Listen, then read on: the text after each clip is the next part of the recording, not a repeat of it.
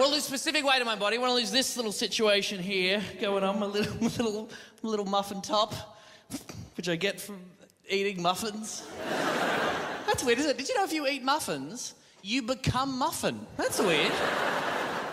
Hi, I'm Simon Mirauado, and today I'm sitting with Tom Ballard, talking about his new show, Taxis and Rainbows and Hatred. Hi, Tom. Hello, Simon. Now... Hello, 3 cameras. We're getting the full view of you here. Yeah. This is the bullet time version It's like of an the interview. Matrix, yes, it's very exciting. Now, the title of the show, Taxis and Rainbows and Hatred, one of those things is nice. And it's the middle one. Yes. Can you tell me a bit about the inspiration for the show and the title? Well, it all starts with the taxis, primarily. It's sort of, the genesis of the show was this thing that happened to me in Newcastle in New South Wales, where I hailed a cab late on a rainy night, and the taxi driver recognised me, and had clearly heard something about my disgusting sexuality, and asked me if I was gay and if I prayed with a minister, basically implying that, you know, if you want to get this cab, you need to be repenting for your sins. And it was such a bizarre moment, and it was just sort of got me thinking about all those moments. First of all, in taxis, I take taxis a lot. I don't own a car, and the nature of being a comedian, you're in different cities all the time, getting taxis a lot. Those little moments in taxis and life generally, those small instances of homophobia that, you know, if you're not straight, you probably run into a lot, and if you are straight, you might not be aware that they still happen in Australia in 2015. So to me, there was just a lot of comedy gold there in awkwardness, and it's something that kind of makes me angry. And generally, if something makes you angry, it's probably going to make for good comedy because you think there's something wrong in the world and you want to talk about it. So yeah, it's all based around that and being, you know, a young gay dude in 2015 in my life and my loneliness and my love handles and my sexual health. Oh, it's fun for the whole family. Oh, I can imagine it is. But you touched on awkwardness and anger, and I'm sort of wondering, when you're building a set or even building a bit out of, you know, your personal experiences, even painful ones, do you kind of know when you've wandered into ripe territory for the comedy? Is it when it's awkward and it's enraging? I think so, yeah. If it was awkward and horrible and it happened to you, generally if you get up and you can talk about it honestly and you can come across as if you've dealt with the situation, then people are on board. You know, sometimes I've seen some comedians, and I'm guilty of this as well, jumping up and you're like, oh, you haven't processed this yet? This is like therapy now. This isn't comedy anymore. You know, so you have to live through it, look back. You know, I did a show about a breakup I went through, my first big breakup, and my heartbreak and how sad I was a few years ago. And writing that show was really cathartic, but by the time it came to me performing it, I was like, no, I know this is funny because I've moved on, and this is just part of life, and I've accepted that now. And it's funny to look back at how dramatic and how I thought the world was going to end at this time of my life. So, and other people can relate to that, and that's kind of the sweet part of comedy, the sweet spot, where you can talk about the worst things that happened to you, and we can all laugh about them, and I get paid for it. It's a really good system. It's a good deal. Yeah.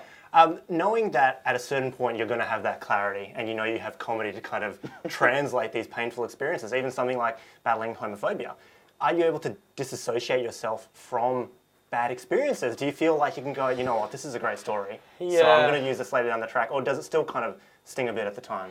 I mean, you hope, you don't want, I mean, because we're all hungry, material hungry. This is my 7th hour show, and I'm running out of life. So I need to, yes, it's important to live your life as a normal person. If you're doing anything creative, I think, you can't just be this constant creative artist. You need to live life and then sit down and have a think about it and turn it into something, I think. Because you don't want to be halfway through maybe an argument with your partner thinking, this could be good stuff, because then you're a robot just collecting material. You know, you're not actually in the moment and you're not really living life. And, you know, you still need to be a human being first. So, but certainly, pretty soon after something bad happening to me, I'm thinking, could I twist that to, yeah, I'll have a crack and see how it goes.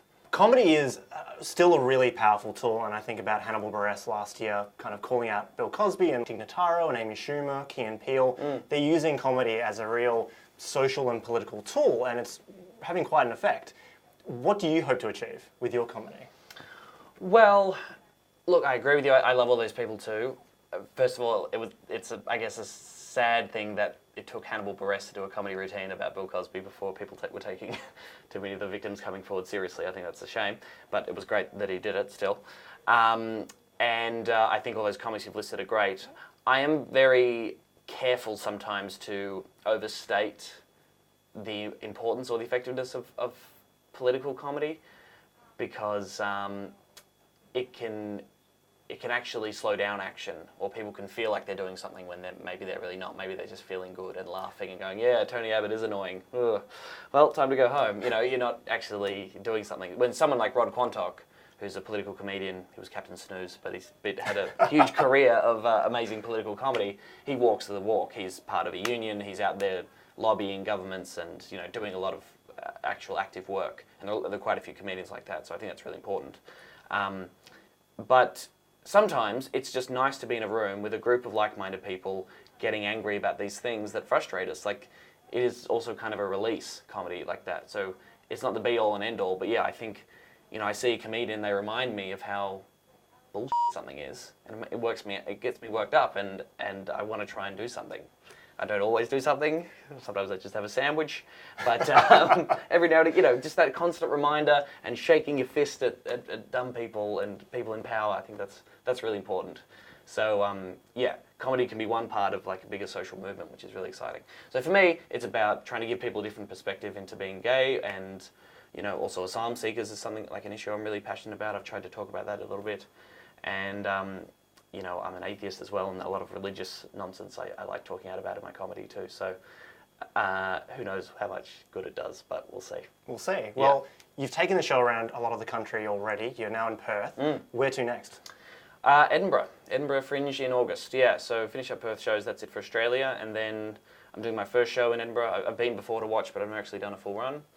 And this is like Mecca. It's like 6,000 shows per day of theatre and comedy and dance and everything, and jugglers and street artists. Ugh.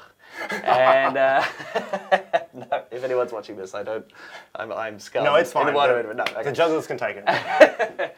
So I'm really excited about doing that. You know, I'll be able to do this year's show with some old material crowbarred in there, and it'll be kind of a, hi Europe, this is me. This is what I do. I'd love for you to come and check it out. And I'm prepared to cry a lot and play to 4 drunk Scotsmen, but that's okay. That's kind of part of the challenge. Great. Well, Tom, good luck with the street artists. Thank you, Simon. Thank you very much. Hey guys, if you enjoyed that video, click here to subscribe to our YouTube channel, or find more of our stuff at studentedge.com.au.